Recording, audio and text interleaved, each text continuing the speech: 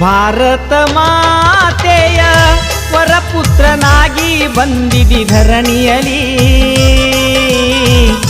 ಜೈ ಭಾರತ ಮಾತೆ ಸೇವಾ ಸಮಿತಿ ನವದೆಹಲಿ.